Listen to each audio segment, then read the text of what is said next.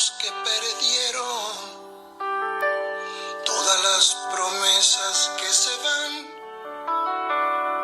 y los que en cualquier guerra se cayeron. Hola, hola, estimados oyentes y seguidores de Conexión Latinoamericana, ¿cómo están ustedes? Un gran abrazo para todos. Recuerden que siempre nos encontramos en nuestro canal de YouTube www.youtube.com/Conexión Latinoamericana 2023 y lo hacemos 3 veces por semana, los días martes, jueves y sábado a las 19 horas con la actualidad política, social y cultural del continente. Les recordamos que siempre estamos con emisiones alternativas de nuestro programa en la radio web uruguaya www.losdeafueranosondepalo.com y que además tenemos la habitual cobertura por nuestras redes sociales, en Instagram, en X, ex Twitter, en Facebook, en YouTube, en Blogger, en WhatsApp y por correo electrónico.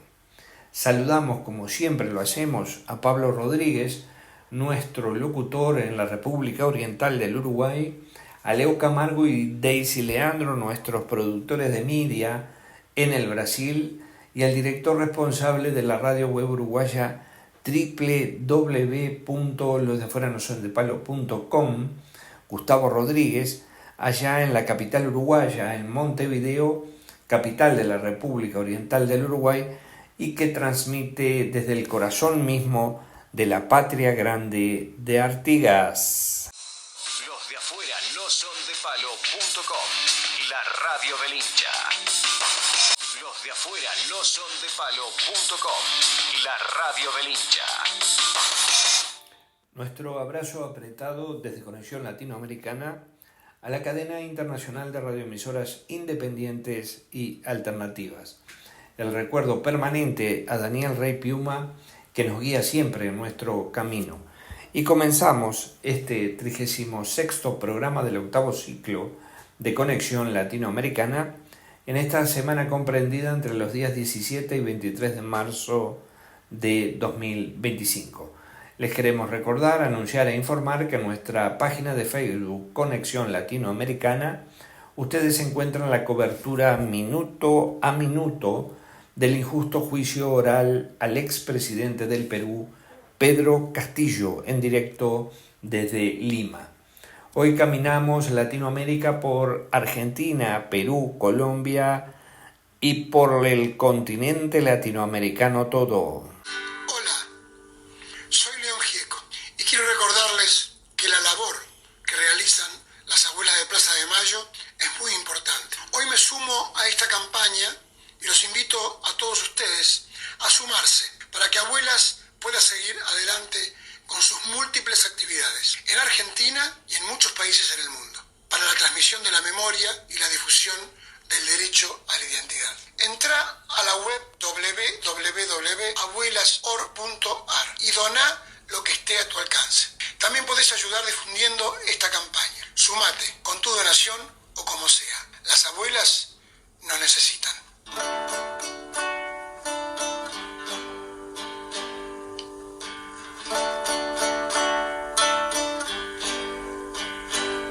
Gracias.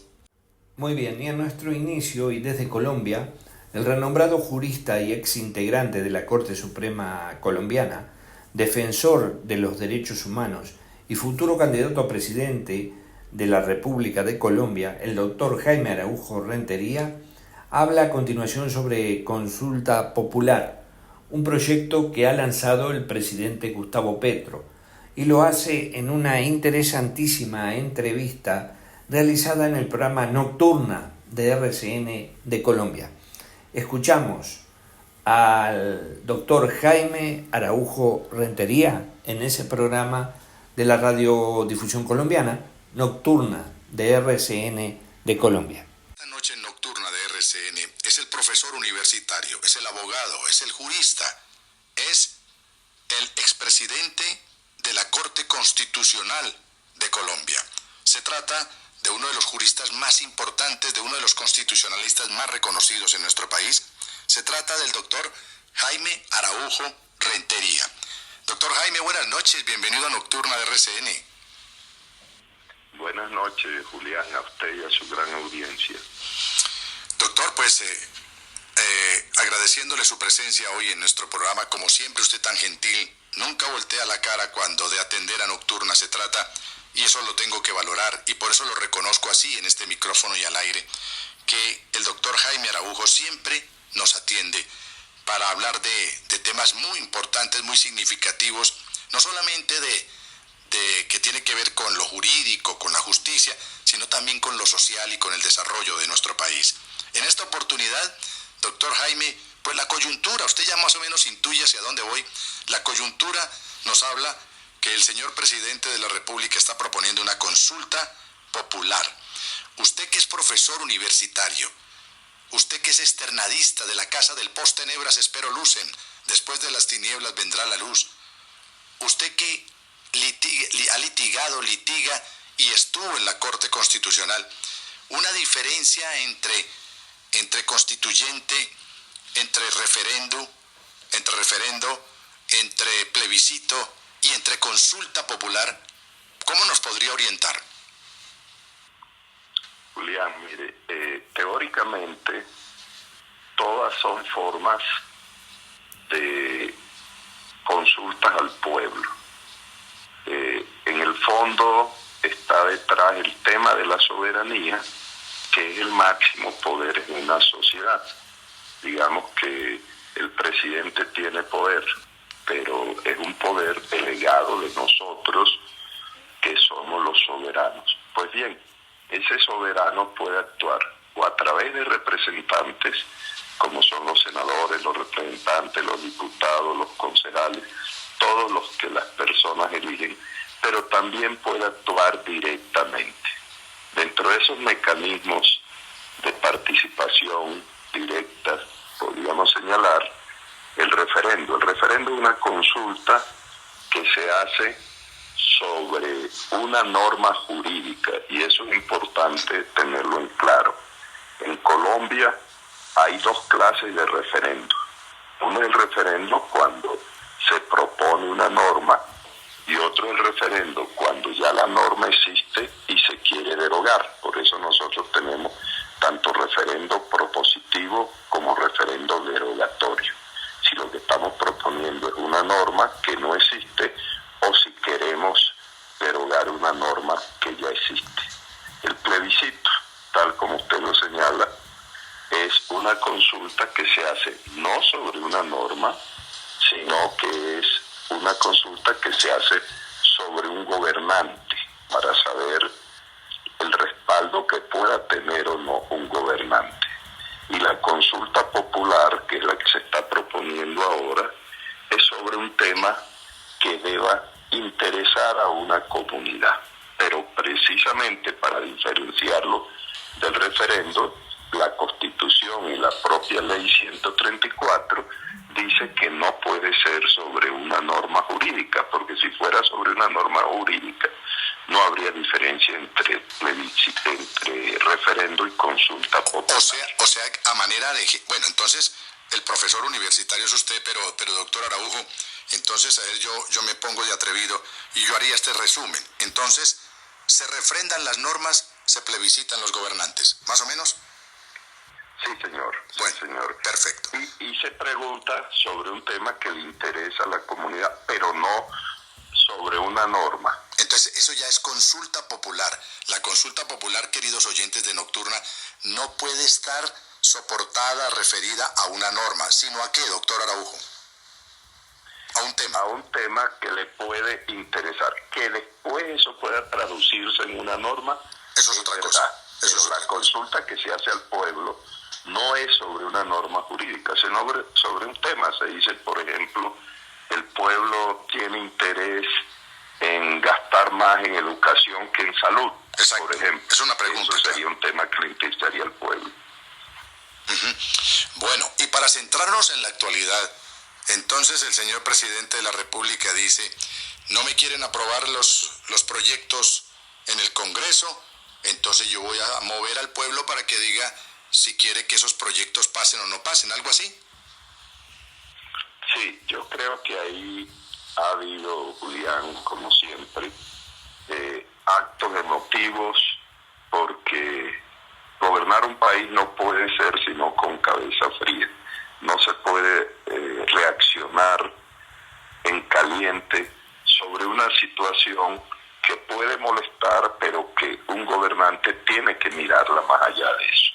Ya nos pasó hace poco con el tema de Estados Unidos. Una cosa emocional nos colocó al borde del abismo. Ahora la situación es parecida. El presidente se encuentra con una situación e inmediatamente coge el Twitter o cita a un discurso por los medios de comunicación sin mirar más allá del momento. Y eso creo que está sucediendo en este momento. Antes fue la Asamblea Constituyente. Si usted recuerda, hace más o menos un año estábamos en una situación parecida con la Asamblea Constituyente, que entre otras cosas el señor presidente, lo digo con la mayor humildad, nunca explicó de manera clara, porque a veces hablaba de pueblo constituyente, de asamblea constituyente, de consulta constituyente, en fin. Pero lo cierto es que ese tema quedó después abandonado.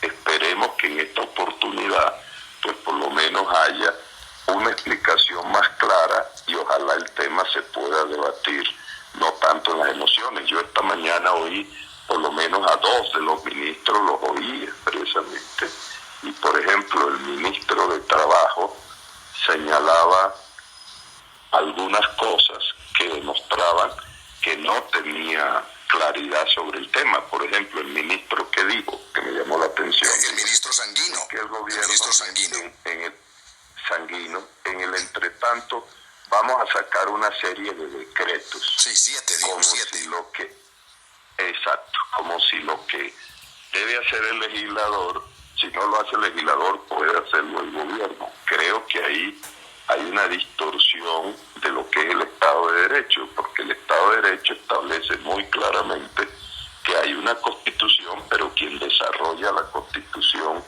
es el órgano legislativo. Es más, el órgano legislativo, en una concepción de un jurista como Haskell, es el órgano más importante en un esquema de separación de poderes. ¿Por qué razón?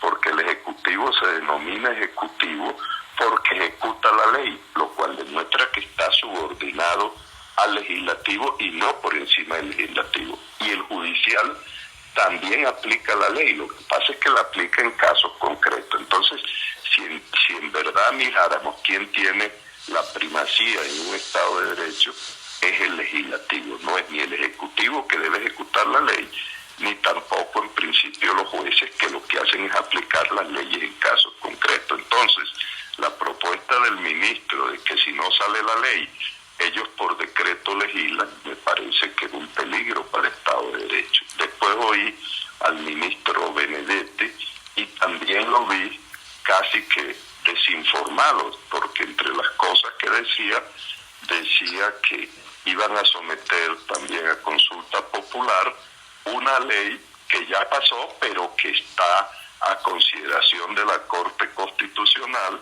como si eso fuera un mecanismo para impedir que la Corte Constitucional produzca un fallo, en un sentido o en otro, pero dentro de las competencias de la Corte. Entonces me parece que el instrumento, ni el gobierno ni los ministros a los que yo he oído, tienen claro para qué sirve el instrumento desde el punto de vista jurídico. Ahora, desde el punto de vista político, todos coinciden en que es un mecanismo de presión, y tal vez el ministro Benedetti lo decía, es el papayazo que ellos esperaban para entrar en una campaña política y de esa manera presionar. Entre otras cosas, cuando uno ve la consulta popular que están proponiendo, existe un mecanismo al que nadie se ha referido, que existe también para otras instituciones de democracia directa, como es el referéndum. ¿Cuál es el mecanismo, Julián? El mecanismo es que se puede suspender cuando haya situaciones de crisis o anormalidad, y estamos en una situación de crisis porque estamos en estado de conmoción, pero si hay una situación de anormalidad de crisis o hay coacción para los electores, se debería suspender un mecanismo de ese estilo, como el referendo o como la consulta popular. Porque lo que se quiere es que los ciudadanos libremente voten y no presionados por nadie, ni por ajenos al gobierno, ni por amigos del gobierno. Entonces, varias cosas, señor presidente de la Corte Constitucional, doctor Araujo Rentería. Varias cosas. Dice usted, es que un país no se gobierna con cabeza caliente. Entonces usted, lo que le estoy entendiendo bien es que esas calenturas en la cabeza del señor presidente, como usted lo explicó, dijo, nos llevó primero y nos puso en la agenda sobre la mesa una Asamblea Nacional Constituyente, que no sabíamos si era una Asamblea Nacional Constituyente, si era un referendo, si era un plebiscito, no sabíamos si era una Asamblea Nacional una Asamblea Constitucional, que es distinto a la Constituyente. Entonces, realmente un sancocho, y eso todo pues porque estábamos en la calentura del momento. Ahora hay otra coyuntura y dice, ahora nos convocan, pero de anuncio, de palabra, nos convocan a una consulta popular. Eso de una parte. Y de otra, le entendí bien, yo como buen alumno suyo, pues yo lo que le entendí es que el doctor Sanguino, el actual ministro de Trabajo y Seguridad Social, pues lo que está diciendo es que el gobierno va a sustituir el papel legislador del Congreso de la República, y usted dice, eso es inadmisible, porque desde Montesquieu sabemos que existe la separación de poderes. Si le entendí bien, doctor Araujo. Entonces, cada uno tiene sus roles que cumplir, el ejecutivo, el legislativo y el judicial.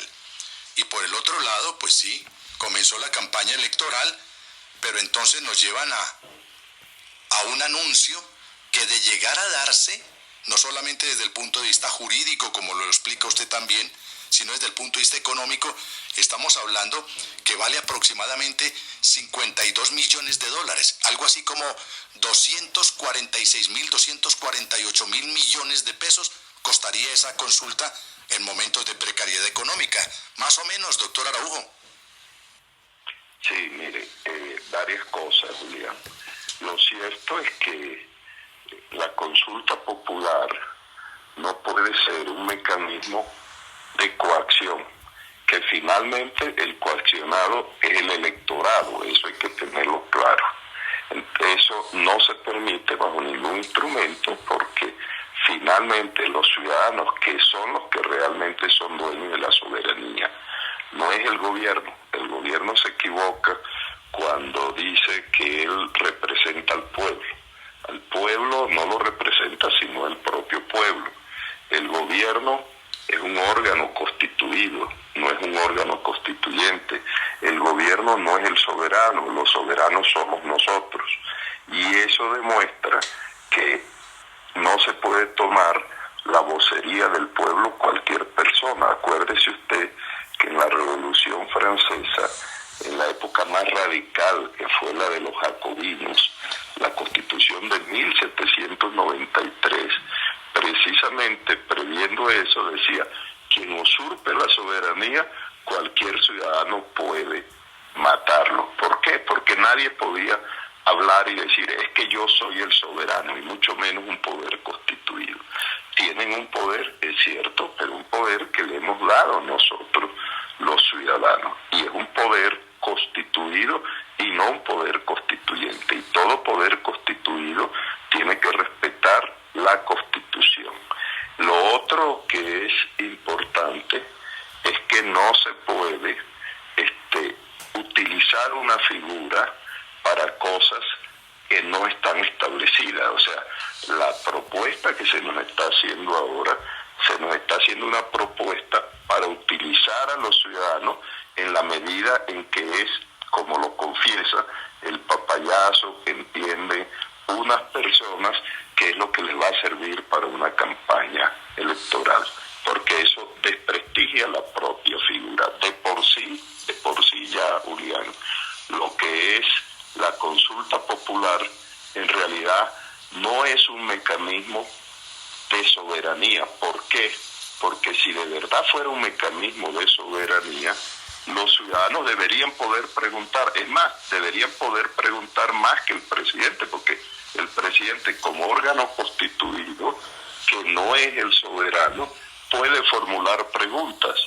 A mayor razón, los que somos titulares deberíamos tener el derecho a formular preguntas. Entonces, parte de ese mecanismo que aparentemente aparece como un mecanismo de democracia directa, en realidad no es democracia directa porque no es el pueblo soberano el que hace las preguntas, sino que es un órgano constituido el que pregunta y además excluye a los demás, porque uno podría decir que el gobierno pregunte, que los gobernadores pregunten, que los alcaldes pregunten, pero ellos no son soberanos y en cambio nosotros los soberanos no podemos preguntar. Ahí hay una deficiencia de democracia, así le pongamos un nombre bonito. Y lo que es más importante, la definición de las preguntas es complicado, y es complicado porque de pronto el tema más importante no es ni siquiera el que está proponiendo el gobierno.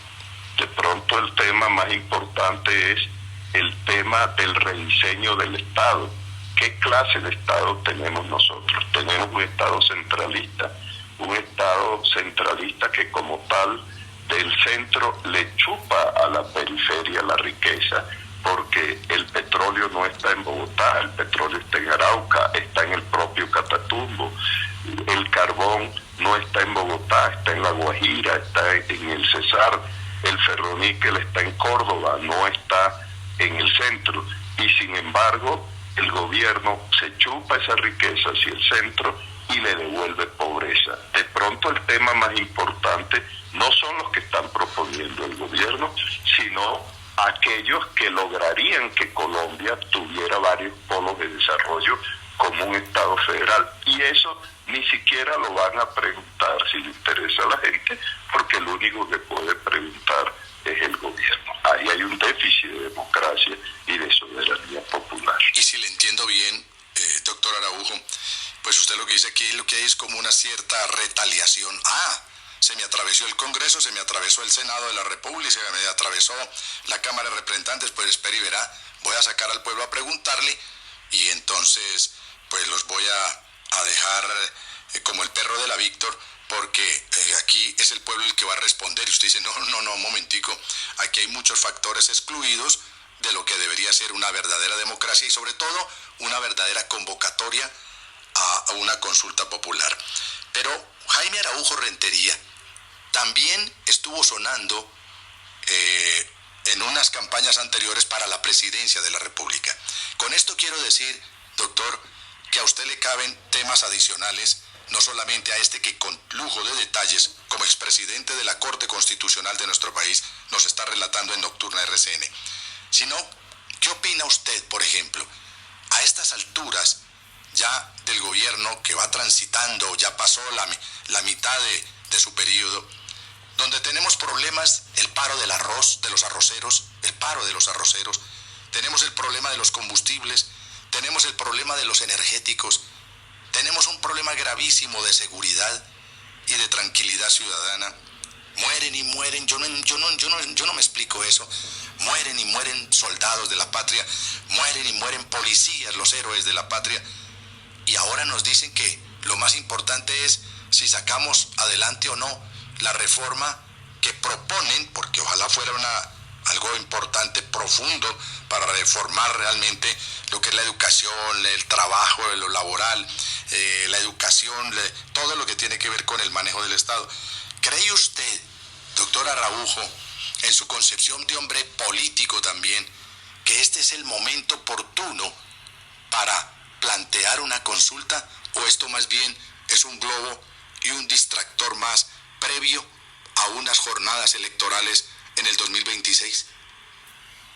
Sí, yo creo que usted tiene razón, Julián, en cuanto los temas que se están proponiendo y el mecanismo que se está utilizando no llevan a cambios estructurales. Siempre tenemos que tener un norte, y un norte no puede ser, Julián, sino un norte de derechos humanos. ¿Qué quiere decir eso?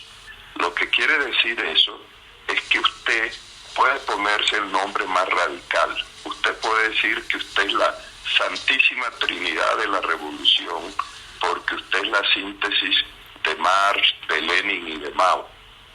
O usted puede ponerse el nombre de que usted es nadie, no como decía la vicepresidenta, que aparentemente la gente cree que ella es la autora de los nadie, y resulta que eso está muy lejos de la historia, allá en la Odisea, cuando usted recuerda que Ulises es secuestrado por los gigantes, por Polifemo, y Ulises le hace la pregunta vital para los griegos, porque en Grecia la hospitalidad era sagrada. Usted llegaba en Grecia, en un lugar, y primero le daban de comer, después le daban de beber, después de vestir, y después era que le preguntaban quién era usted y de dónde venía. Claro, o sea, y un paréntesis cortico, chiquitico, doctor, qué pena que me le atraviese, doctor, para que usted siga con ese relato maravilloso de la Odisea y de Don Homero. Pero mire, cuando usted dice para los griegos lo más importante era el cariño, la hospitalidad, el reconocerlo, el recogerlo, el alimentarlo, pues de ahí viene hospital, de ahí viene la palabra de ahí viene hospital, de la hospitalidad que le prestaban a los feligreses que se desplazaban a los distintos centros de la religiosidad. Pero continúe, por favor. Bueno, entonces yo puedo o ponerme el nombre radical de la Santísima Trinidad de la Revolución, o puedo llamarme como Ulises Nadie cuando Polifemo lo apresa y él le hace la pregunta fundamental y le dice: ¿y ustedes cómo tratan a los extranjeros? Y Polifemo, el gigante con un solo ojo, le dice: los matamos. Entonces Ulises, que era el hombre astuto, es el creador del caballo de Troya, el que hace que gane la guerra, es de los pocos hombres que en la mitología va al infierno y regresa al mundo de los vivos. Ulises dice: nos toca huir porque nos van a matar. Entonces emborrachan a Polifemo y cuando está borracho cogen un leño y con ese le cauterizan el único ojo que tenía. Cuando Polifemo se despierta y comienza a gritar y llegan los otros gigantes y le preguntan: ¿quién te hizo eso? Entonces él dice: nadie, porque Ulises le ha dicho que él se llama Nadie. Entonces ahí es donde está el origen de los nadies, en la Odisea, cuando Ulises, capturado por Polifemo le pregunta: ¿tú cómo te llamas? Y Ulises le dice: Nadie, porque él sabía que tarde o temprano, cuando metieran en cintura al gigante, el gigante iba a llamar a sus aliados y él iba a decir que era Nadie el que le había hecho eso. Entonces, pero eso simplemente es una anécdota para decirle que más que el nombre radical o el nombre de Nadie como el de Ulises, lo importante es la cantidad de derechos que se le dio a un pueblo, Julián. Si usted dice que usted es la Santísima Trinidad de la Revolución y durante su gobierno la gente no tiene más salud, más educación, los jóvenes no tienen más trabajo, las mujeres más igualdad, quienes tienen preferencias sexuales distintas a las nuestras tienen más libertad. Si no logramos entre todos, a través de un gran acuerdo, tomarnos en serio todos en los factores reales de productividad y de poder, los empresarios, los trabajadores, el propio Estado, no vamos a hacer el salto hacia el desarrollo. Nosotros tenemos que hacer un pacto para que todos los colombianos tengan, por ejemplo, el derecho a la educación. Y eso es lo que tenemos que mirar hacia el futuro. Entonces nada ganamos nosotros con que unas personas se pongan el nombre más radical si al final de su gobierno los pueblos no tienen más derechos humanos. Y al contrario, aunque usted no se ponga el nombre radical, si usted logra que durante su gobierno o al final del gobierno los jóvenes tengan más trabajo, más oportunidades, haya más colombianos educados, haya más salud para todos, haya más igualdad para las personas y menos discriminación, entonces no hemos hecho nada. El rasero para medir un gobierno son los derechos humanos, no hay otro. No puede ser la ideología ni el nombre que yo me ponga. Y en eso tenemos que ser claros, Julián. Entre otras cosas porque desde el punto de vista político, exclusivamente político, el debate en Colombia no es ni siquiera entre la extrema marxista y el liberalismo. No, en Colombia, bien, malo, regular, frente a lo que en su momento se hizo el acuerdo de paz.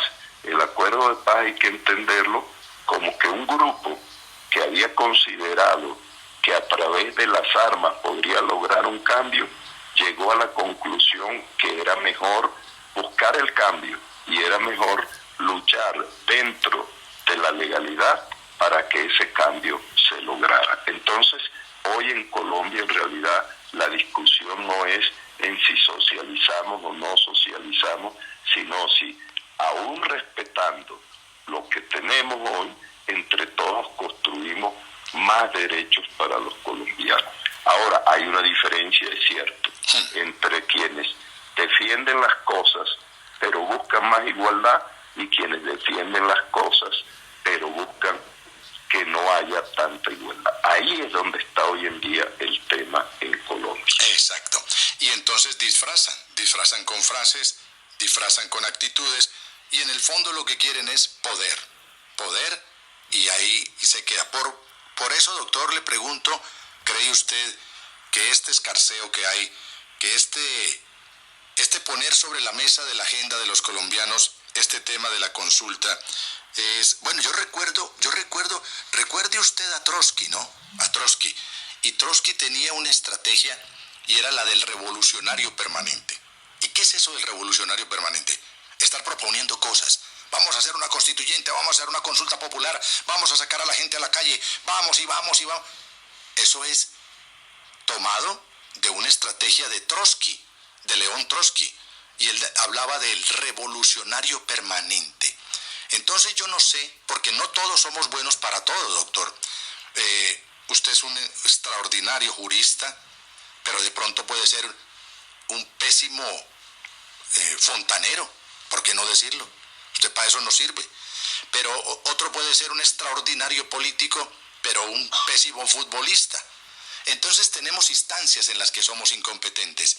¿Cree usted que todo esto que se está proponiendo, que se está diciendo, es porque en el fondo hay una clara conciencia que es poco lo que hay que mostrar, que son muy pocos los resultados, y utilizamos más bien la estrategia de Trotsky, del revolucionario permanente, de estar agitando las bases, de estar agitando al pueblo, porque realmente pues la historia no me va a juzgar por lo que hice, sino más bien por los discursos que me eché?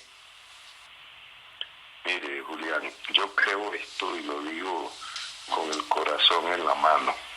En realidad, no solamente es importante medir a los regímenes políticos por la cantidad de derechos, independientemente de que se llamen a sí mismos nadies o se llamen a sí mismos la Santísima Trinidad de la Revolución. Pero segundo, también que es muy importante hacer lo que depende de uno, poco o mucho, pero hacer lo que depende de uno. Le puedo decir esto: yo estoy de acuerdo con el señor presidente de que reivindique ciertos temas desde el punto de vista simbólico, me explico, y voy a poner dos ejemplos. El tema del medio ambiente. Yo sí creo que se puede echar un discurso en la ONU con una concesión del medio ambiente, que no es la única. En eso también tenemos que ser claros, ¿sí? El presidente a veces cree que los demás no saben del medio ambiente.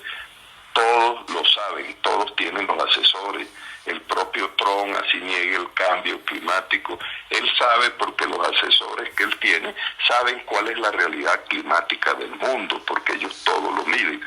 Otra cosa es que por otros intereses pues siga actuando de una manera contraria a la información que tiene.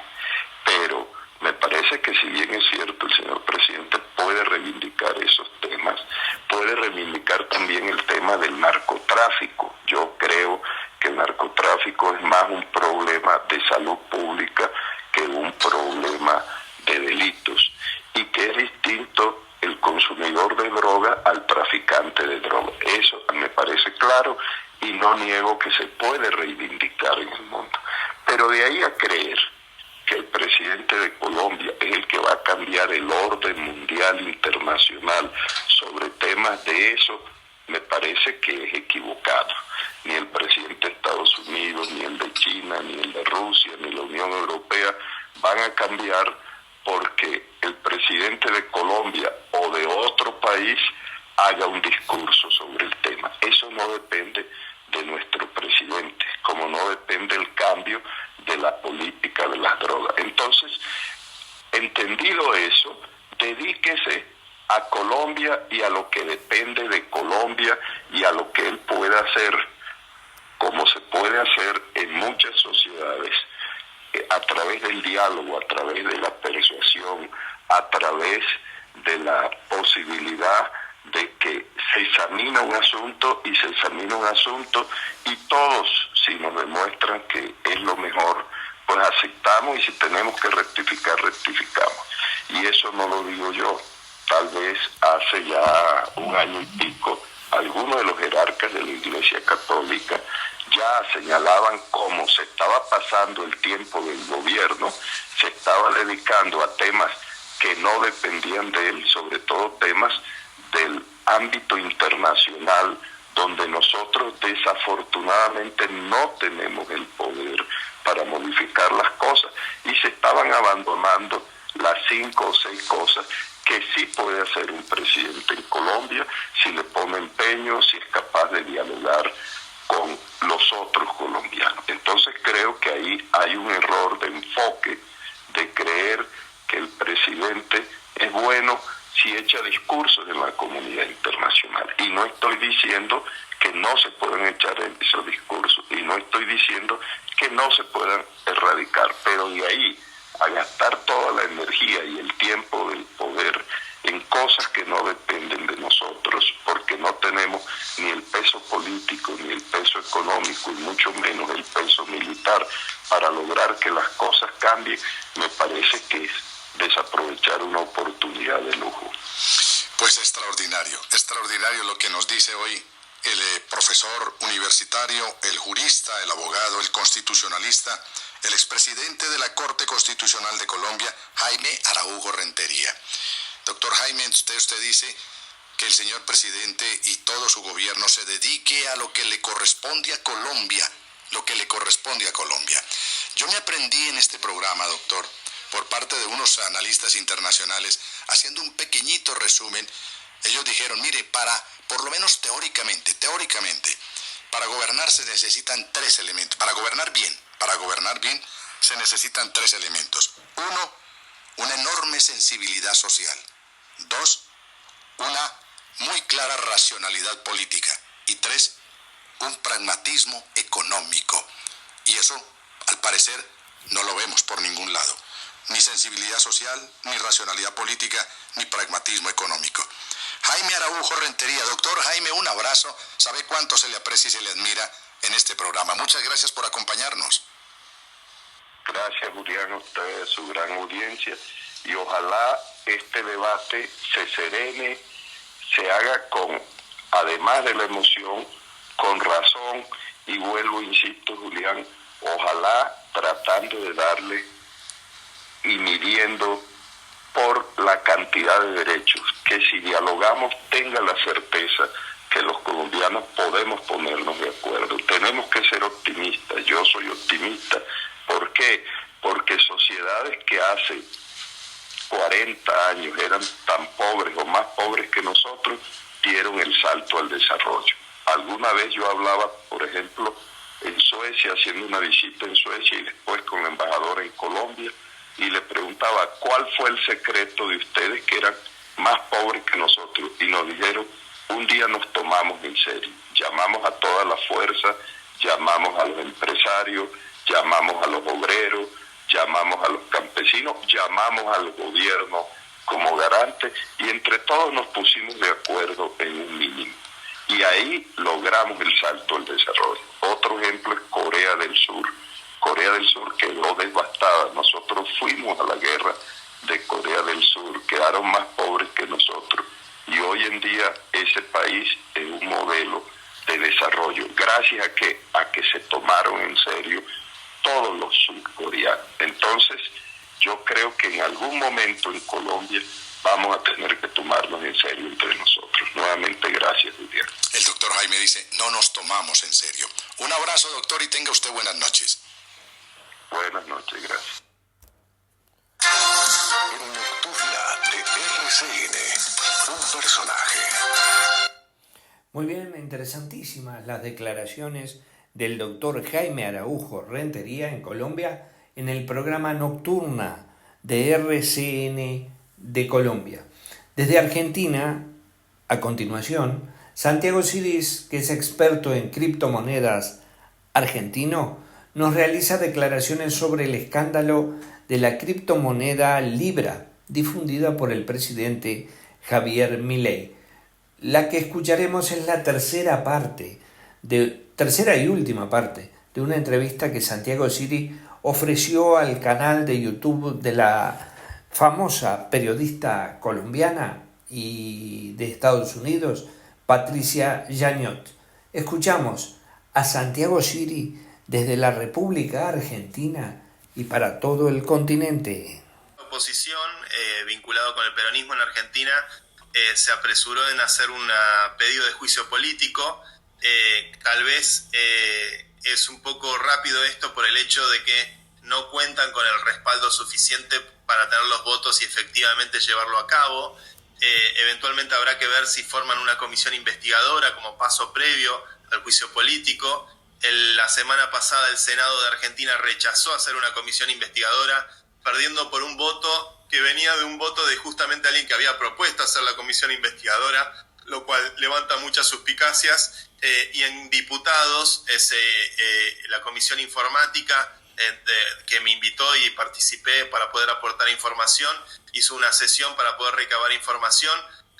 Hay varias denuncias que están cayendo en el juzgado del juez Tayano. Todo lo que se ha aportado en el Congreso de la Nación seguramente irá a los fiscales de la causa, y esto irá avanzando en la justicia argentina a medida que se vaya esclareciendo, pero sí, hay muchas denuncias. Y luego están las denuncias de los inversores norteamericanos, que seguramente generarán que se investigue con el FBI, con el Departamento de Estado y las diferentes dependencias que están dedicadas a los temas de defraudación financiera, donde seguramente ahí también se termina armando tal vez un class action lawsuit, una agregación de todas las demandas en una misma gran demanda, y en función de eso, tal vez las personas implicadas con esto deban dar también explicaciones en ese país. Estamos grandes también para algunas cosas. Dijo que iba a investigar la Oficina Anticorrupción, cuyo principal responsable es una persona asignada por el gobierno de la nación, por lo cual que te investigue la gente que uno mismo pone para investigar, pareciera ser poco serio. Ojalá se pueda esclarecer el caso por el bien de la reputación del presidente Milei y por el bien de la reputación de la Argentina. De repente haber rifado toda la imagen internacional que tenía, cayendo en francamente, usando un término muy porteño, en una chantada de esta naturaleza, que derrumba de un día para el otro todo ese prestigio que supo conseguir como presidente. La verdad que decepciona mucho, pero bueno, ojalá se ponga en manos de la justicia y pueda esclarecer y brindar detalles que ayuden a que todos tengamos al menos una percepción un poco más contundente y justa sobre lo que pasó, porque hubo muchísima gente perjudicada por esto. Creo que sus chances de querer ganar el premio Nobel, como él mismo dijo sobre sí mismo, no creo que sean muy buenas en este momento. Políticamente me parece que Milei tiene un grado de popularidad muy grande, tiene mucha gente que lo apoya porque está viendo que en Argentina hay cosas que van en muy buen rumbo. Indudablemente la lucha contra la inflación es una lucha que definitivamente era una victoria para el gobierno de Milei. También la seguridad en las calles ha mejorado mucho, donde ya no hay tantos piquetes como solía haber en una época. Creo que Milei tenía muchos éxitos para mostrar, pero lamentablemente al haber hecho esto y al haber elegido ciertas agendas que no son las agendas para lo que lo votaron genuinamente, esto me parece que en aquellos sectores de la sociedad que tal vez dudaban de Milei, que tal vez, o que no necesariamente lo apoyaban, pero que tampoco lo criticaban. Al menos lo que se está viendo en las encuestas actualmente es que aquellos que estaban tal vez en el color amarillo están pasando al color rojo, a la percepción negativa de Milei. Entonces está polarizándose la imagen alrededor de él. Creo que tiene una base muy sólida de gente que lo apoya porque ve los resultados en la economía formal de la Argentina, pero indudablemente este escándalo creo que desnuda un montón de aspectos sobre las cosas que Milei dice, pero que después cuando las hace, no las hace del todo bien. Muy bien, y así finalizamos estas entregas. Hoy fue la tercera y última entrega de las declaraciones de Santiago Siri, experto en criptomonedas de la República Argentina, a la periodista colombiana que actúa en los Estados Unidos, Patricia Yáñez, sobre el caso Libra. ¿Papá cómo supo que es adoptado? ¿Se lo dijeron los abuelos? Sí, claro. Ayer la seña nos habló sobre las abuelas de Plaza de Mayo. ¿Y qué les dijo? Nada, que son señoras que buscan a sus nietos. Pero no dijo adoptados, dijo apropiados. ¿Papá es adoptado o apropiado? ¿No se les está haciendo un poquito tarde para ir al cole?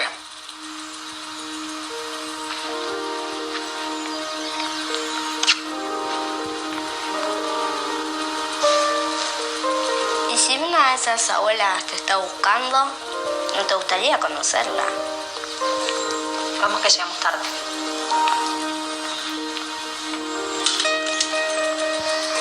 Si naciste entre 1975 y 1983 y dudas de tu identidad, comunícate con Abuelas de Plaza de Mayo. Llama al 11 4384 0983 o ingresa en abuelas.org.ar.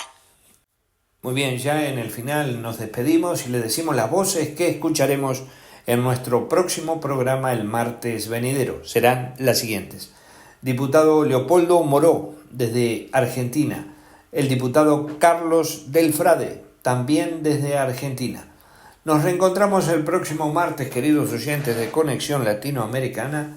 Un grande abrazo para todos. Fue